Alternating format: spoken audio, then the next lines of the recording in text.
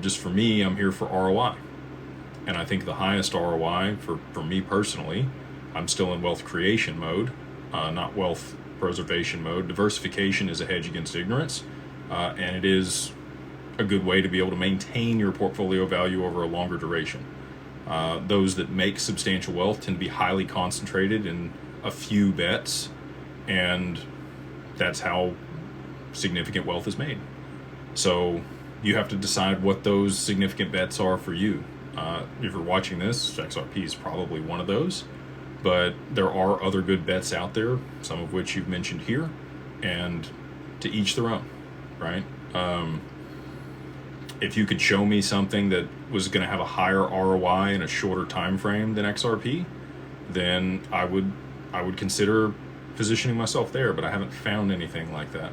So that's why I'm positioned where I am. I'm also much younger than, some of the people watching, maybe not. We probably have a pretty wide audience here, anywhere between 20 and 80 years old. So, all of this is different depending on where you are at in your life, your discretionary income, your long-term goals, how much research you're willing to do and understanding you have. If you listen to Warren Buffett and if you look at what they've done, with Berkshire Hathaway, they really only had 3 investments for the majority of the time that they were managing the company. It was Coca-Cola, See's Candy, and Geico, and then later on Apple. But that was after Apple was really kind of de-risked and they knew it was going to do well. And they really didn't understand Apple early on. So,